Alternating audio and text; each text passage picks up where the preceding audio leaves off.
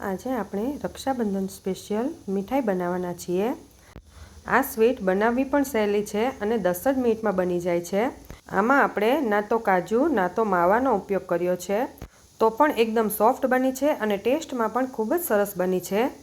તો આપણે અત્યારે સિંગના દાણા લીધા છે, 2 કપ સિંગ દાણા છે। તેને મેં શેકીને ઉપરની છાલ આપણે ઉતારી લીધી છે। હવે આપણે તેને પલ્સ મોડ પર પીસી લેવાના છે। તેને એક ધારા પીસવાના નથી, નહીંતર તેમાંથી તેલ રિલીઝ થશે। આ રીતે કોરો પાવડર રહેવો જોઈએ। જો તમને એવું લાગે કે પીસવામાં દાણા રહી ગયા છે તો તમે તેને ચાળી પણ શકો છો, પણ પાવડર આપણો ખૂબ સરસ બનવો જોઈએ। હવે આપણે તેમાં અડધો કપ મિલ્ક પાવડર એડ કર્યો છે। આપણે આમાં માવો કે એવું કંઈ ઉપયોગ નથી લેવાના, એટલે મિલ્ક પાવડર એડ કર્યો છે। હવે આપણે તેને સારી રીતે મિક્સ કરી લઈએ। તમારે અહીંયા સિંગદાણાની જગ્યાએ કાજુ પણ લઈ શકો છો। હવે આપણે સિંગદાણાનો ભૂકો અને મિલ્ક પાવડર સારી રીતે મિક્સ કરી લીધો છે।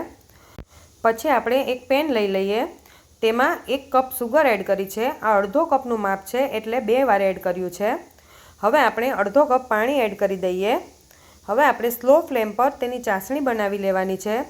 ચાસણી આપણે એકદમ ઘાટી નથી બનાવવાની, બસ એક તારથી ઓછી રહે એવી જ બનાવવાની છે।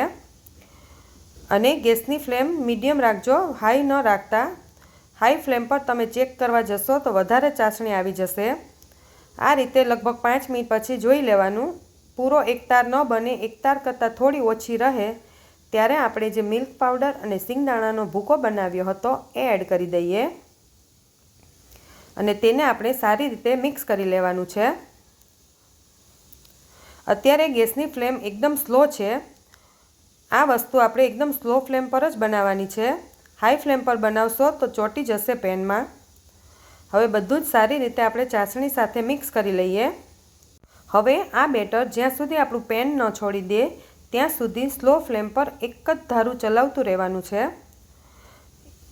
વચ્ચે આપણે 2 ચમચી જેટલું ઘી એડ કરી દઈએ। લગભગ 5 મિનિટ પછી આપણું બેટર પેન છોડી દેશે અને તમને એમાં ન સમજ પડે તો તમે થોડીવાર પછી થોડું બેટર સાઈડમાં લઈ લેવાનું। થોડું એવું ઠંડુ થાય એટલે હાથમાં તમારે બોલ વાળીને જોઈ લેવાનો। જો બોલ આપણો હાથમાં ન ચીપકતો હોય તો બેટર આપણું પરફેક્ટ તૈયાર થઈ ગયું છે અને તમે આ રીતે જોઈ શકો છો કે બેટર આપણું પેન પણ છોડવા માંડ્યું છે। તો હવે આપણે પાછું 1 ચમચી ઘી એડ કરીશું। ઉપરથી 1 ચમચી ઘી એડ કરવાથી તેમાંથી શાઇન ખૂબ સરસ આવે છે। પછી આપણે તેને એક ઘી લગાવેલી પ્લાસ્ટિકની કોથળી પર લઈ લઈશું।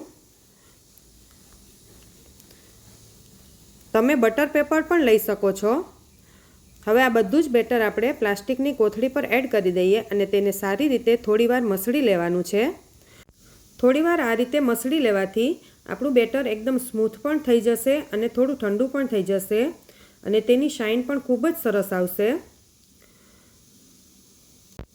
આ રીતે આપણે 2 થી 3 મિનિટ સુધી મસળી લીધું છે। પછી આપણે તેમાં ઉપર થોડીવાર માટે આ રીતે ઘી લગાવીને પ્લાસ્ટિકની કોથળી લગાવી દઈએ, જેથી બેટર આપણું આ વેલણા ઉપર ચોંટે નહીં। પછી તમે થોડીવાર પછી ઉપરથી કોથળી કાઢીને વણશો તો પણ ખૂબ સરસ વણાઈ જશે। તમારે જેટલી થિકનેસ રાખવી હોય એટલી તમે થિકનેસ રાખીને વણી પણ શકો છો અને તમારે વણવું ન હોય તો તમે થાળીમાં પણ પાથરી શકો છો।